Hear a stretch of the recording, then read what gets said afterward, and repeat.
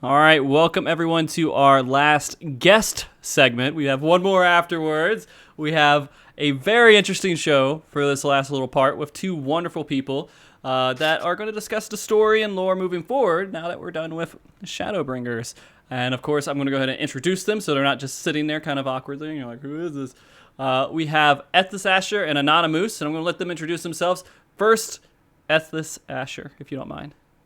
Hi everyone. I'm Ethys. I'm the law boy. Dare I say the law man? A law man. Okay. And you guys know who I am. That's fine. Who the fuck is who's this guy? Who is this guy? Who the hell is it? Am I pointing the right way? You're pointing the right way. It is. Who on earth is this stranger here? We have never seen Anonymous on cam. I've been ever. bullied.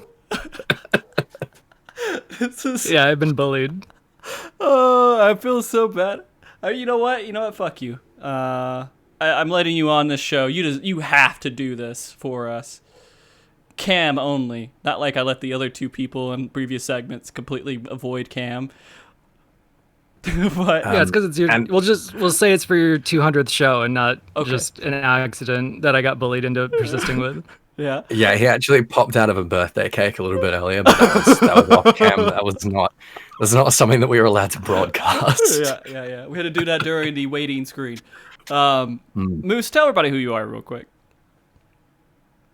I didn't have anything prepared, so if he's the lore man, I guess I'm the lore moose. Okay.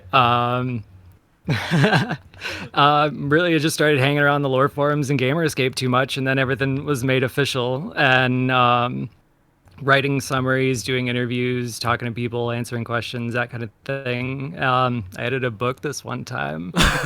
It got punched on stage. You guys might have heard of it. That's everything. Yeah, you guys might have heard of the book. The lore book, whatever that is. Okay, so the reason we decided to have this segment is because lore has been, while I'm not an official lore buff, I love talking about it with people who are. And we have had multiple MogTalks, and recently Anonymoose and Ethys have been coming on together to discuss a lot of different lore aspects of the game and story and so on. And so I still have my segment for Chocobo Racing up for my outline. Let me change that to this segment, which is what is after Shadowbringers, which is not Chocobo Racing, I bet. To give you a little bit of idea about what also Anonymoose is doing that is so amazing is that he's holding a hand mic to help communicate with us today. Oh my god. It is amazing. Nothing was working when I first popped in. Everything was still set up for how I had it for like remote work. So when I logged in, my mic didn't work with Discord and my camera was on and they were like, "No, keep it." Yeah, just keep it. Keep it on here. You look too good, dude. You do. I feel like I'm hanging out with like an early 2000s like post-punk frontman, and it's a little bit intimidating. I'm into it. So like kind of where I've been trapped for a few years, actually. Yeah. Jeez. All right. Well, to stop making fun of Moose here and start talking about never. And to talk about kind of what's going on. I mean, we finished up this recent series of stories and events and everything. I actually do want to ask you guys this. Do you think this Shadowbringers ended well? Like they did a good job finishing it out? Oh my goodness, right off the bat. All right, Yeah. Moose, you go first. It's 5 o'clock in the morning okay. here. It's a little bit heavy for me. Thank you, Ethys, by the way. It's all right, man. What's been weird for me about 5.1 to 5.3 entirely is like this is all the stuff I was thinking about back in like 3.4, and I was ready for it for all of 4.0 and it just never showed up. And I have been confused ever since Shinryu popped out of the Wonder Ball about what's coming next. And suddenly all this stuff that I was thinking about is now showing up 2 years late. And it's like, it's really validating to see it, to see Elidibus be the big bad, but also have his own point of view and not be able to kind of fathom where we're coming from. And that if you think about it, where he's coming from makes sense, but he's still got to die. So like, yeah, that's everything I've wanted for years. Mm-hmm. Okay. Ethys, you want to follow that up? I concur with that. I think the Shadowbringers climax has been like a bit of a left turn. I think this whole expansion has been a bit of a left turn. It almost feels like Heaven's Ward, when you think about it, like the main sort of plotline of Heaven's Ward was basically a side story. Like the Dragon Song War and all that was like, hey, we're just gonna go over here for a little bit and we'll bleed in some MSQ stuff. And Shadowbringers has kind of felt like that as well. And then these Ascians have just started falling like dominoes, and it feels like they've really like barreled towards this conclusion. And in the process, like, one thing that's really bothered me the last couple of patches is Elidibus's characterization and how like he's a completely different character to what he was back in ARR and Heaven's Ward. It's been really kind of difficult to reconcile that. And what I've basically got in my head at the moment is, you know, like his memories are unraveling, his mind is unraveling. Of the unsundered Ascians, we've destroyed Emmet and Laha Brea, and if he's being sort of sustained by their memories, their minds, then it kind of makes sense that when they're gone, he sort of starts to unravel and goes like a little bit stir crazy. But yeah, it's been tough. I think I agree with Moose. It's definitely been like validating to see all these payoffs, and 5.3 was like immensely emotional as well for me. Like I nearly cried like so many times, just like, man, 7 years, like, and Moose, like 10 years have been building up to this, and this is just like it almost feels like someone's died in a weird way. You know what I mean? It's like this sort of catharsis, but at the same time, there's kind of this like empty feeling after 5.3. It's like, what do we do now? You know what I mean? No, I actually completely It's weird. agree. Good. It's weird that we're like completely on the same page for one thing and completely opposite page for the other thing. I caught the same thing with Elidibus and just like the change in his characterization. Because like if you go back to where we just were in Crystal Tower, he's very sentimental. He's thinking about where he's come from. And even though he can't even remember much of what he promised or to whom, he's still attached to it and longing in a way. But if you go back, you know, just 2 expansions, he's standing on the moon like, they're dead. Oh, well. Yeah, exactly. So, yeah, I'm kind of in the same place you are, where his mood is kind of dependent on who's around and what he's doing and what kind of neural networks are lighting up for him. And that's how I make sense of it, too, because otherwise you've just got to take it up with the writers, right? Yeah. Because I think if you went that way, you'd have to kind of be like, well, so you just kind of didn't know what you were doing with Elidibus back then. And this is definitely more fun. Which is probably true, but the thing is, like, our intuition with, you know, like what we do and how much we sort of invest like emotionally and time-wise into the story and lore of this game is like when we see incongruencies like that, we feel like compelled to sort of fill them in and rationalize them. And that has been like Shadowbringers in a nutshell, is us trying to like rationalize what the fuck is going on. Especially with how crazy everything got when they started trying to bring all those loose plot hooks together in 4.0 and make sense of the story and have it be one cohesive narrative. Yeah. And then I'm actually not feeling that sense of loss just yet, solely because we opened that section with Vana and Vana's group and Vana's rebellion, and then it didn't go anywhere. So, I mean, the Hydaelyn and Zodiark thing is still in motion. The Xenos thing is still in motion. And even though we're working through the last of the Ascians, I feel like I don't have any closure on it yet. Especially because with what we saw in the past few expansions, the math on how many Ascians there are and if they're dead and where they are, like, it's a mess. So until I have closure on that, I'm going to feel like it's still open. Okay. So you would say that they're still going to be an issue that we have to deal with later on? Definitely. I mean, for a little while longer. You can tell they're in a rush to get rid of them because they just started throwing them under the bus. I mean, it started with they started killing one in Eureka, and then Emmett self like, oh yeah, remember when Mitron died? Yeah, Logriff was there too. So yeah, they're trying to get rid of them, but I mean, they've played such a key part of the game, though. I mean, they're when we think of Final Fantasy XIV, we think of them, don't we? No, I do. I mean, I do. I think of I hate to say this because I don't want to like goad them into bringing him back, but I still think about like La Habrea as that first poster child Ascian. And then there were all those theories that like maybe he somehow escaped the eye. And so when you get like an interview that says, oh yeah, no, they totally killed him when they pierced the eye, and then we knock off the two other ones back to back, and now we're going live to Van Daniel, it's like there's still going to be a threat, but they're definitely trying to clean the table. See, I think that's interesting because I'm almost leaning in the other direction for the Ascians at the moment.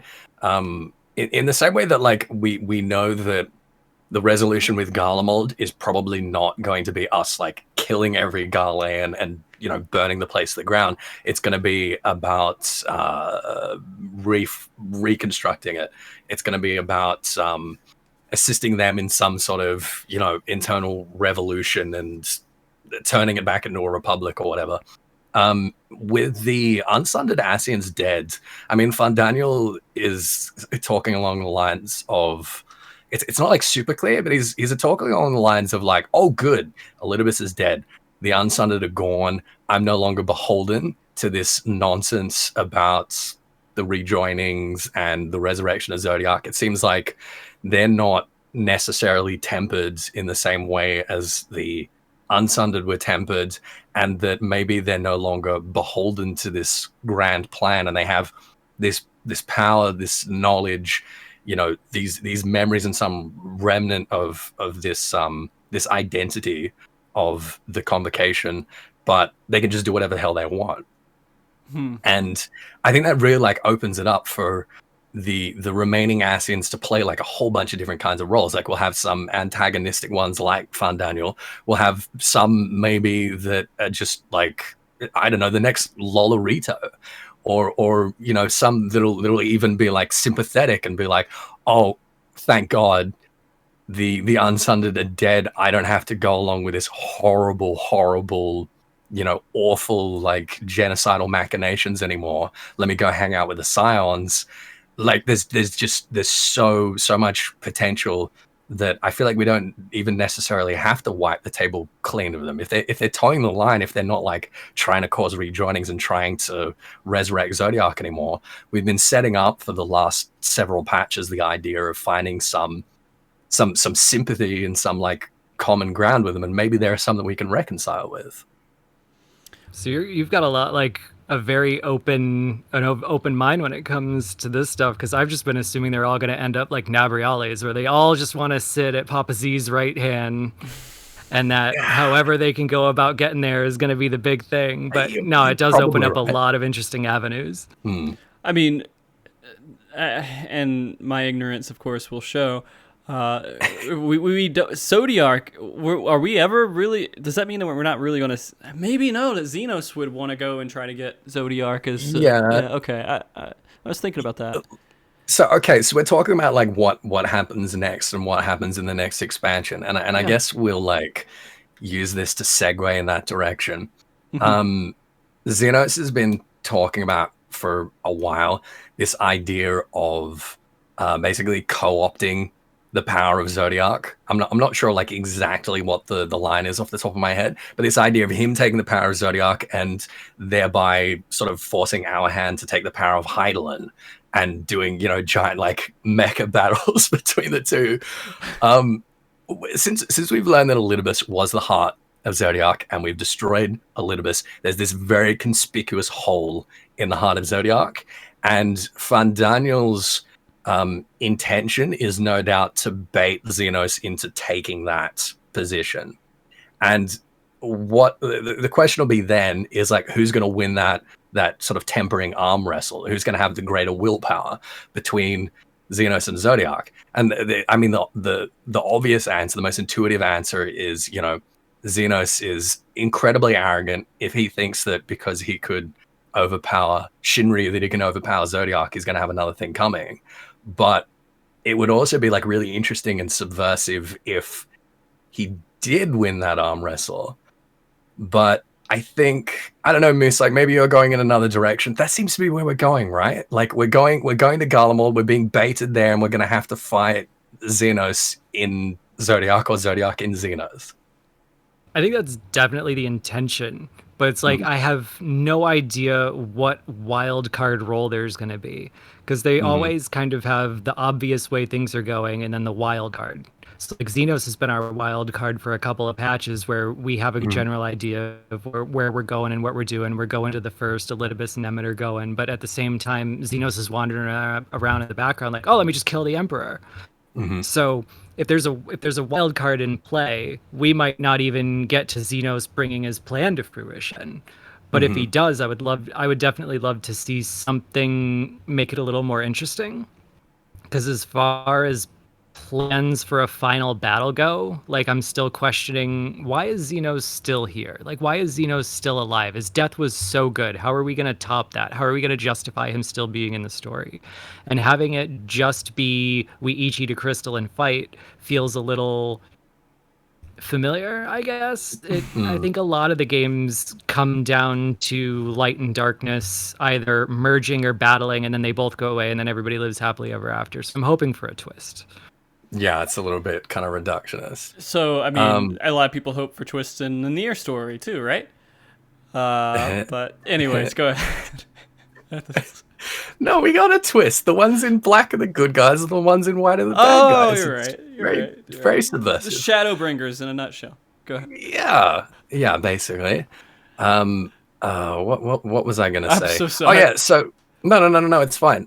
Whenever we talk about characters like dying and then coming back, I always remember a fairly recent interview with Ishikawa where she was talking about this and made the point, I believe, that in her mind, like as a writer, there's always a price, there's always a payoff, because you can't just like bring someone back from the death, from a death or from like a near death or whatever, um, because then your player base, or your readers or your viewers or whatever it is, will start to kind of take that for granted, Hmm. and start to feel like, well, no one ever dies, like nothing's ever at stake. And there are like a lot of people in the player base that have that sort of concern, right? Like it's almost a meme at this point, the number of times like certain protagonists have escaped death. But Ishikawa has promised us that there's always a prize. There's Hmm. always something to like balance it out. And I think that's got to be just as true of Xenos as it is of any of the protagonists of Y'shtola, for instance, Hmm. having escaped death like 3 times now, Yeah. 4 times. I Like, really thought she was gone, to be honest with you. I thought 5.3 she wasn't going to make it out of it. I don't know. I felt like she was about to just wither away and turn into dust. nah, listen, she got lost in the live stream. Hmm. Okay, she got stabbed through the chest by Xenos. She, had to use flow again because she fell in a big hole. Hmm. I feel like I'm missing something. Is that it? Is that all? Is it only 3? When she I mean, teleported because of you mentioned, I don't know if you mentioned Ike and Realm Reborn at the end of it when they were running out of the tunnel and they Yeah, teleported. Yeah. yeah. Yeah, okay. there was kind of a Uh, two in one where she jumped down the pit and then mhm. live streamed again. So it was like I don't That's know. a I don't two. know if they're Okay, gonna that's get rid of too. their Dissidia poster child, right? Like, Mm. Well, but I I mean, it'll mean, make people play Dissidia because they are attached to Y'shtola. Where else can you want to see play her it? Yeah, again. there you go. You got to play Dissidia. Yeah. I think the only one that got me bad this expansion was all of the like long drawn out goodbye for Thancred, and then he just shows up in the next cutscene like, "Hey," wipe the blood off his face. Yeah, yeah. I I don't know what it was. Maybe I'm a piece of shit, but I wasn't too emotional at the end of 5.3. I was just like, this is what I expect. Yeah, this is fine. And it's been a while too, right? So a lot of these attachments were kind of gone and invested in other stories.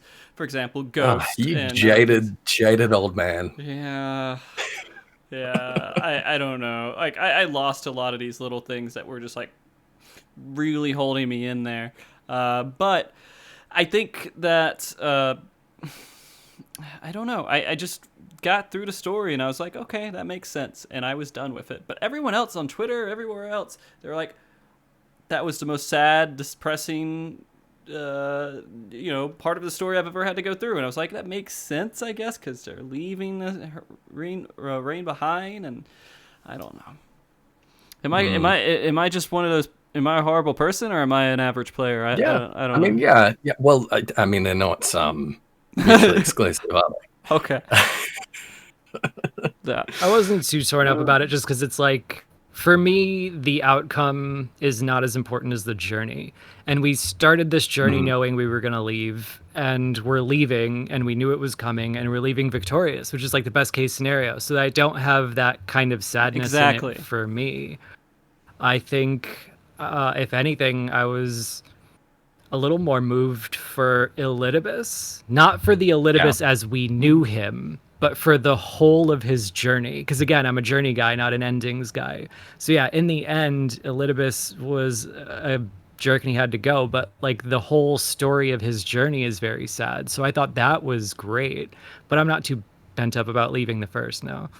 Okay. I mean, that's kind of what, because at the end, I felt like, is someone going to die? Is someone going to die? Is something bad going to happen? Something bad going to happen? And we got off easy. Yeah, it was just like, this is normal. Everything's good. See you later. This is, if everything worked out well. So far. We got off easy so far. True. Yeah. That's true. We do tend to lose people in either base games or 0.4s or 0.5s. So there could still be a cost coming. And that might just... It might just come now that we think that they're safe on the source, that we made it back, everything's good, and now's the time to really, get us in the gut. Okay, I'm ready for the punch in the gut, and that would be where the story is going forward in the future, I would assume, right? Like where we expect to see it. What's going to cause us to go into the next thing, which of course we need to deal with Garlemald, and we put that completely on hold, right? We're just like, pause, let's go to this alternate universe and deal with the situation, and then we came back. And, I feel kind of like Yoshida duped me, actually, because I did an interview with him at a PAX, I think it was, and at the panel he was talking about how he's actually very ambivalent about bringing 14 to a close in terms of the Ascian story, in terms of the Hydaelyn story, because he thinks that people will assume that's the end of Final Fantasy 14 because it's been about that for too long. That he doesn't know how to get people confidently into that Ottergon mindset where there's just, the main story about the Zealart's over, but we can go and we can do all new stuff in all new areas. So he thought maybe we'd have an expansion where we go and we do something else for a bit and we fight something else for a bit. And then we come back to that story about Hydaelyn and Zodiark. And I was like, I don't know. And then I played this expansion. I'm like, oh God, thank God we're not doing that. And now I'm at the end of it and I realize, wait a minute. That's exactly what we did. We just went on like a distraction journey to save the first, to buy some time, and they did a great job weaving some main scenario stuff into it and using that time to bring all those plot threads together, and it felt real. But I feel like he bamboozled me. I feel like he got his distraction expansion in unnoticed. Hey, well, it's not the first. It's not the first one he's done. He's either. Bamboozled us a handful of times. It's like they're doing some Game of Thrones shit a little bit. They're really like drawing it out as far as they can. I mean, like case in point, I keep making this joke about, like Shadowbringers is over, but Stormblood is not. Like Stormblood is still far from over, Yeah. Like Stormblood's not gonna end until the end of next expansion. And you know what? Like I was really hoping that we'd be done with Xenos before we get into 6.0. But at the end of 5.3, it's basically implying that Xenos is just like waiting for us in Garlemald, and he's going to be the antagonist of the next expansion. It's like down to using the phrase like the final chapter. Yeah. Okay. So how do you feel about that? Because a lot of people have been obviously jumping on that and being like, "Oh no, next expansion is going to be the last expansion of the game." I'd be down if they had another one coming, but they're not. So they're going to keep milking this one, I would assume, for a while, right? Go ahead. I'm sorry, I interrupted that with my... I mean, of course, like, they've said so many times that they're going to... the game's got plenty of legs under it. Yeah. And there's plenty of places to go. Like, we've got, our Artagon coming down the pipeline. There's plenty of other stories to explore. So what do they mean when they say the final chapter of this star? What does that mean? I think it's the final chapter in the story being about the soul of the star. Who's sitting in the seat of the life stream? Who's sitting in the seat of the ethereal realm? Like that being the drama with Elidibus and Vana and the Ancients. I think all that's going to be like our Zealart coming to a close, our Chains of Promathia. But I don't think it's the end of the game by any means. If not, because it's peaking again with how popular Shadowbringers is. I think there really has to be a roadmap that's clear in terms of wrapping up and winding down 11 and whether 11 is going to continue to exist in some form. We've got that mobile game in development. We haven't heard about it for a while, but we don't know how that's going to be handled. So we can't just start sending 14 in that direction while it's this popular with no plan. So I think they're going to figure out 11 and then they're going to roadmap it into 14. They'll start development on the next big MMO, and then we'll hear about that around the same time as this one starts sundowning. But I think all that's pretty far in the future. So just to say this clearly, there was between 11 and 14, how many years was that? That was 10? Yeah, Nearly. I mean, it was actually not all that long for America because we had the delay. That was what, 2001 to 2009 to get from 11 to 14. Okay. So we should be already on the next MMO. Yeah, I think We go by say old that. school standards. Yeah. Like but back then it used to take 2 years to put out a Final Fantasy. Shit's changed. Oh Yeah, man, I remember yeah, when I'd 7, say 8, that. and 9 came out, or what was it, 8, 9, and 10, like something like there's just some back to back, just Final Fantasy. I think it was 7, 8, 9. Happened so closely together. It was just like I expect this. Why is it taking a decade to produce a Final Fantasy game? But, anyways, I don't expect us to see another MMO in any time. Maybe not even in my lifetime. For Final Fantasy. We're all suckers. That's what Yoshida's working on over in Dev 3. So great.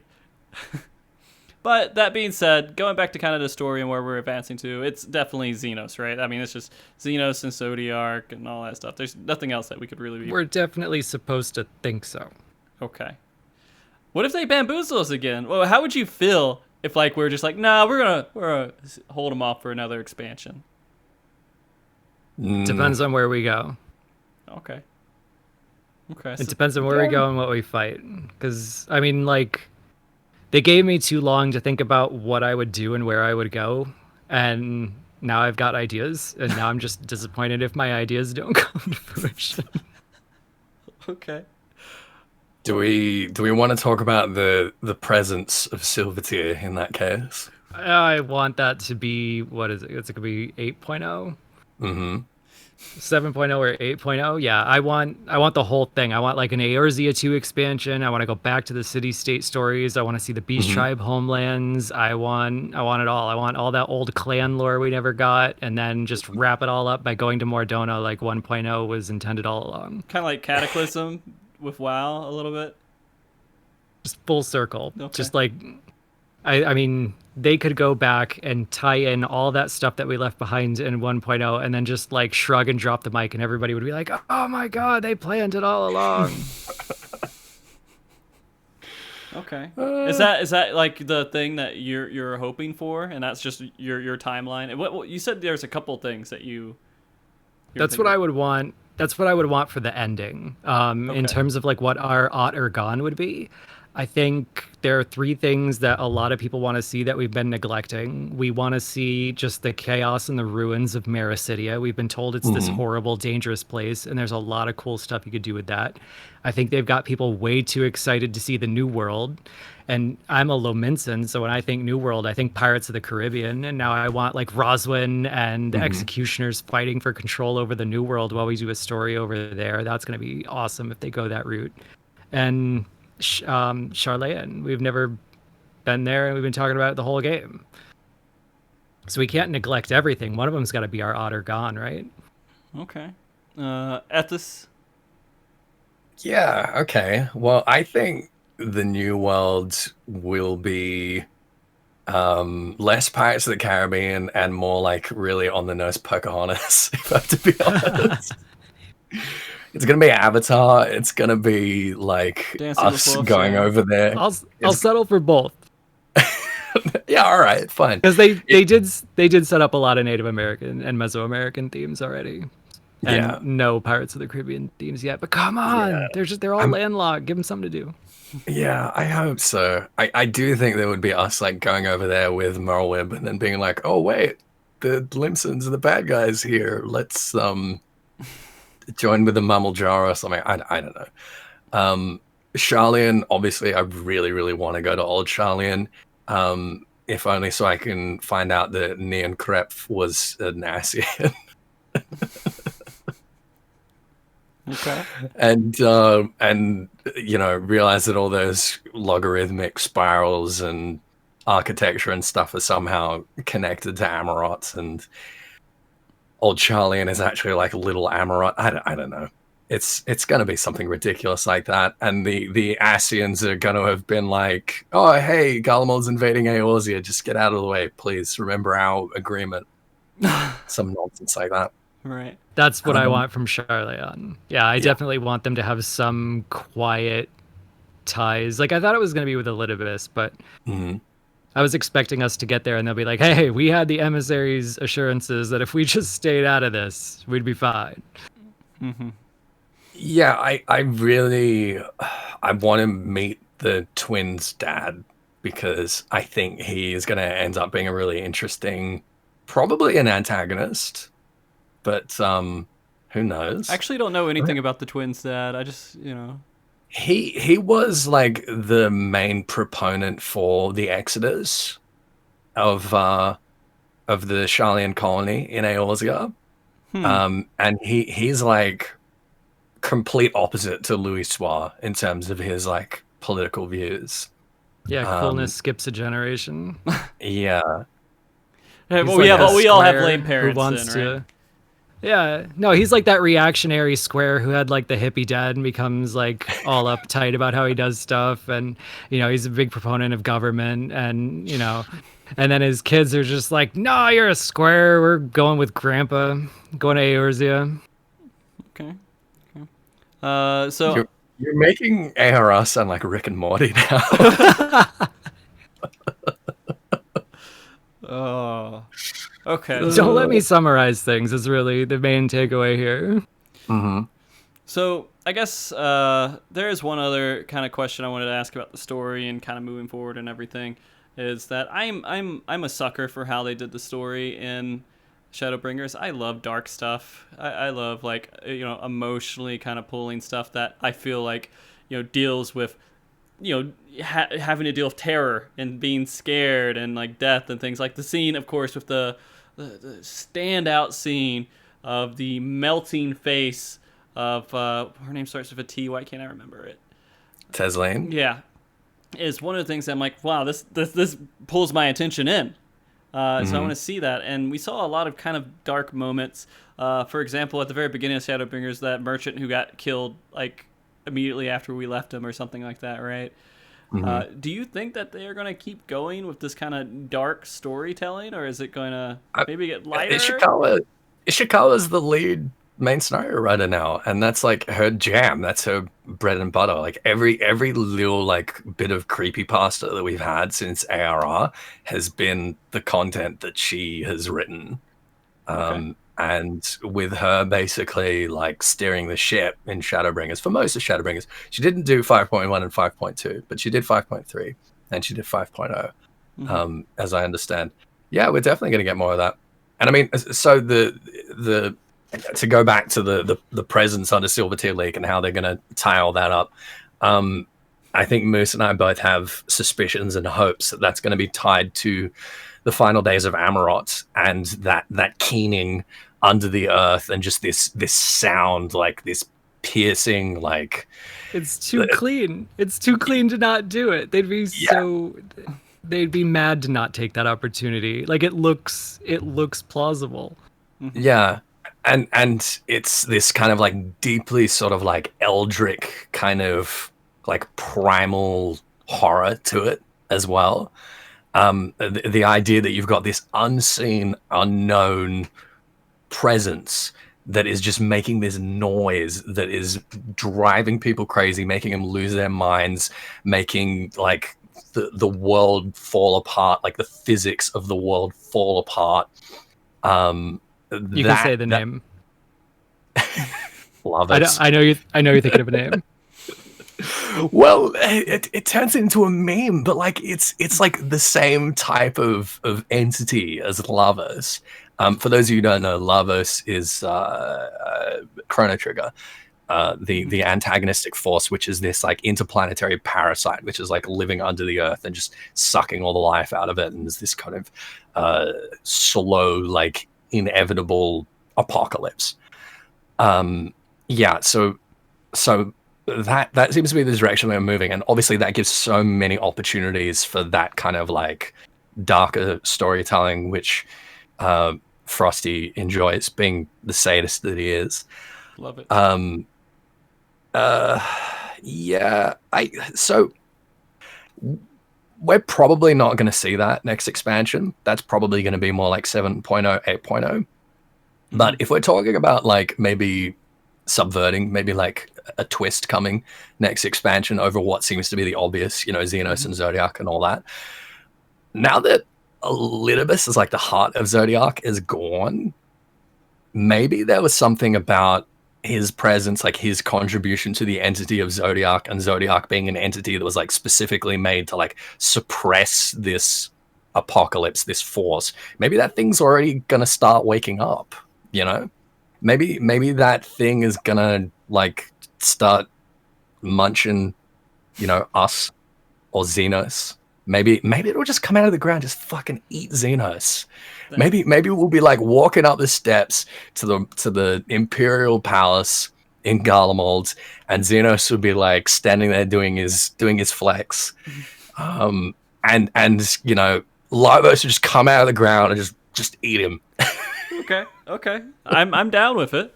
I think that would be kind of fun to watch.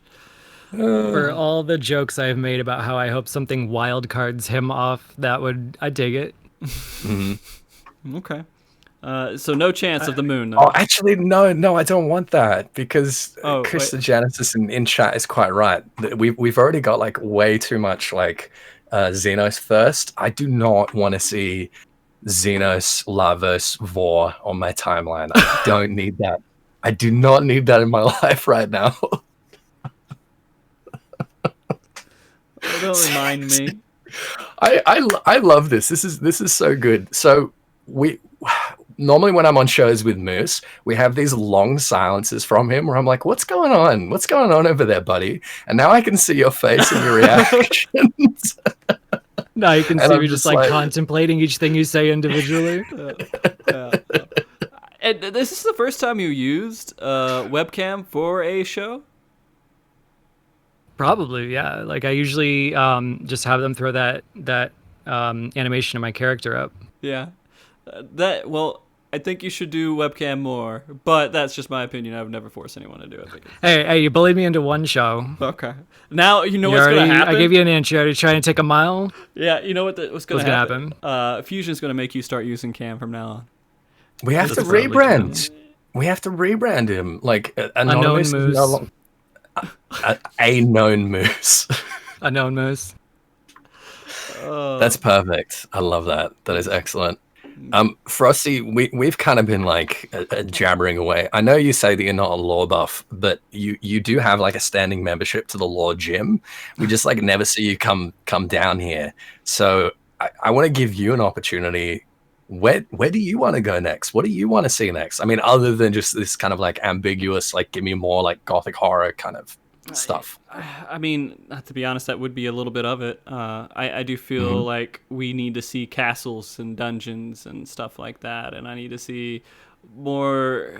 The theme needs to be just like what I remember as a fantasy from Final Fantasy. It's like you know, just bricks. You're not, huh? You're not getting that. You're not getting that next expansion. We're going to Garlemald, and it's going to be a lot of, you know, Magitech sci-fi. But who knows? I think we're going to get both. Yeah? Okay. Yeah. hold on, let me like try to put my thoughts in order here. But like when I get an idea in my head, it tends to stick around until something disproves it, right? Okay. So I mean, I've been saying Thavnair for next expansion, every Please. expansion. So why stop now, right? So if we're going to end up in Garlemald in the north, that's going to be a pretty bleak, snowy, black, dark place. There's going to be a lot of dark storytelling because Xenos is involved. I think one of the ways that you could counterbalance that is by going to Thavnair as well. And then you have like the Near Eastern stuff. You have, sea and sky opportunities for using a lot of our allies coming in. But then you also have all of the nations between the southern coast and Garlemald. And you could have so many different cultures that are the ones that they took over. And you could have more of what you would see kind of around Alamigo, where it's old and new fused together. So you could get your castles, too, if we see any of that old stuff. Okay. If we see a lot of Ilzabard, we could get both. Well, You just... go ahead. Sorry, Frosty. No, I was just going to say, I would also, other things is Moon. I would love to be outer space kind of area where we're just absolutely ridiculous and we're doing moons. He's joked about it like 12 times. Yeah. But I mean, it doesn't need to be a hate joke. you, man. It doesn't have to be a joke. We can start doing interplanetary stuff within Final Fantasy. There's no reason not to expand out there. So We already have plenty of groundwork for interplanetary. Yeah, we do. Which is kind of creepy, but like Yoshida's been joking maybe we'll go to the moon since E3 2015, and then Ishikawa started joking around about maybe we'll go to the moon. And I mean, Alog had spaceships, and they've got like the interstellar communications and Omega, and something's up. So- There's definitely an Allegan Voyager. I promise you, there's an Allegan Voyager. It's just like a boomerang generation ships, I'm telling you. So, I mean, like, with that being said, moons have always been a part of I don't know, maybe it's just in my memory that I always think of moons in Final Fantasy. There's always some moon thing, right? Yeah, that's fair. Yeah. There's always some cosmic thing out there. I mean, Sephiroth throws, like, planets at you or something from our universe in Final Fantasy VII? Yeah.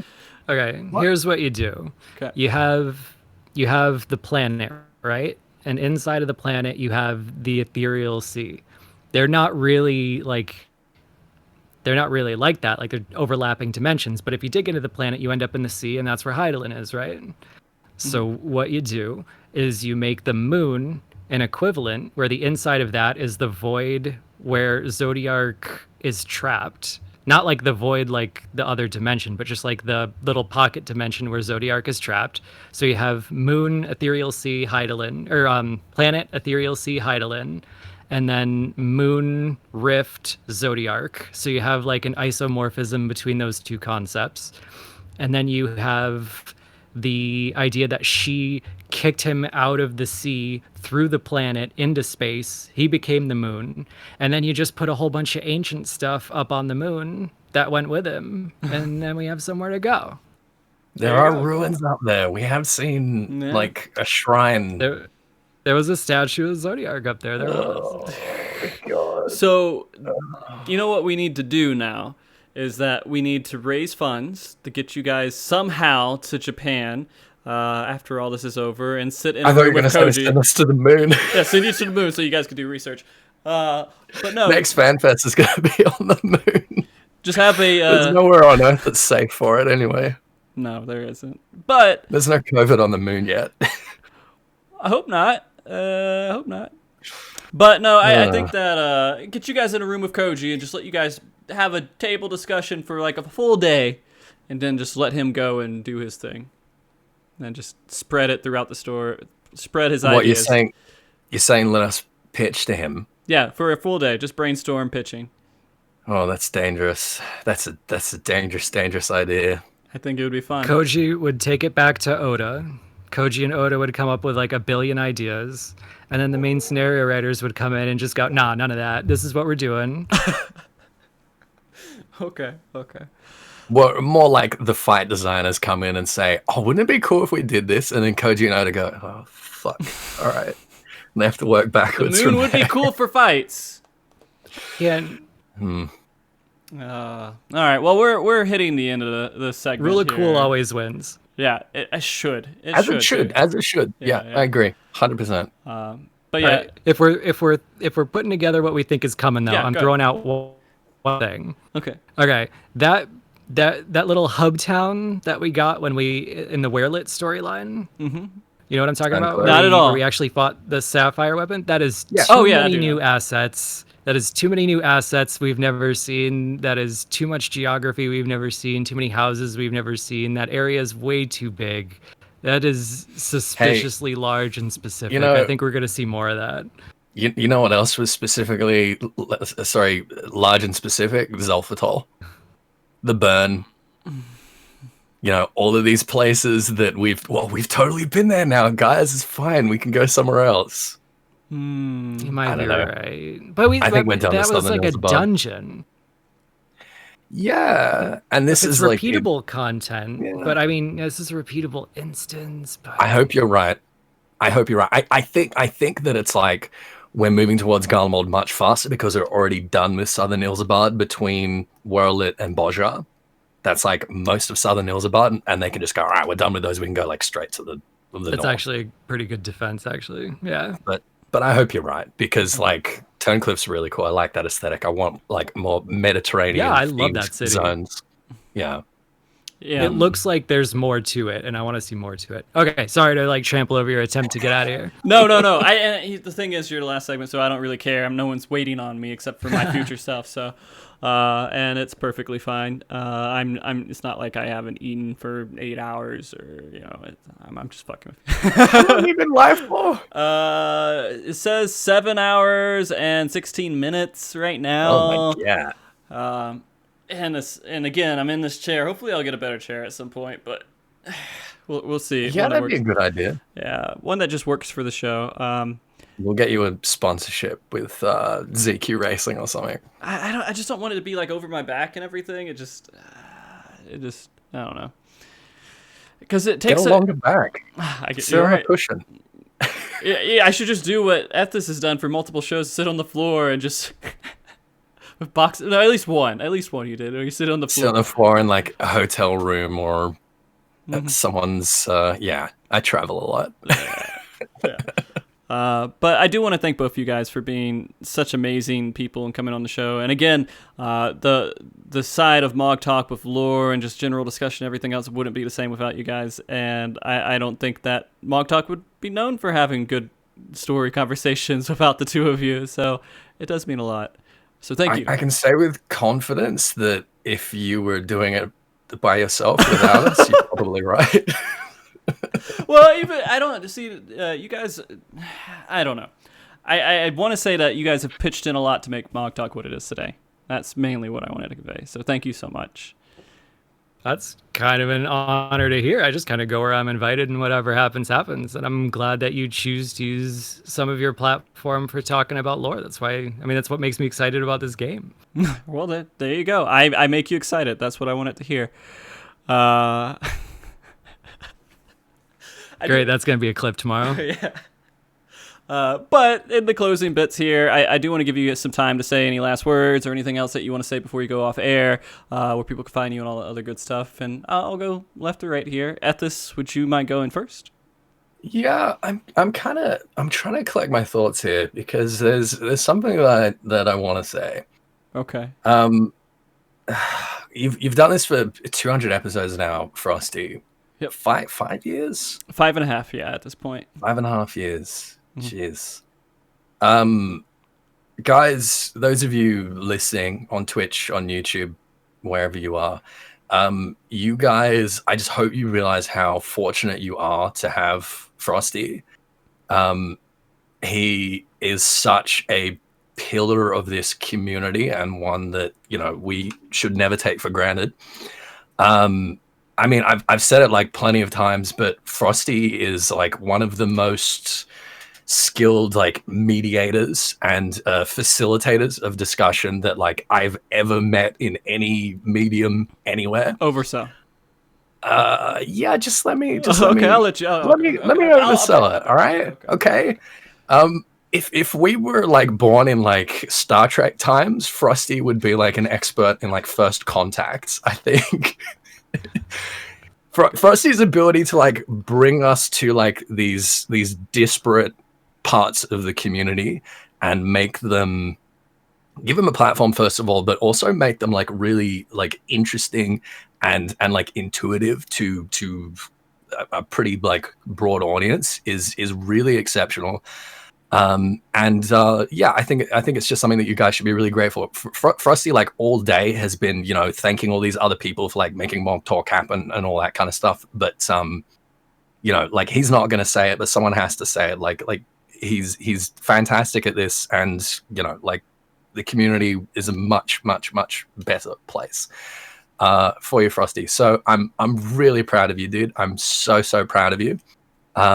And it's fantastic to be on the last ever episode of MogTalk, because this is it. You're done, We're right? done. Right? We're done. You just wait till my closing segment, and the big catch is I'm done. Yeah. That means a lot to me, Ethys. Thank you so much for saying that.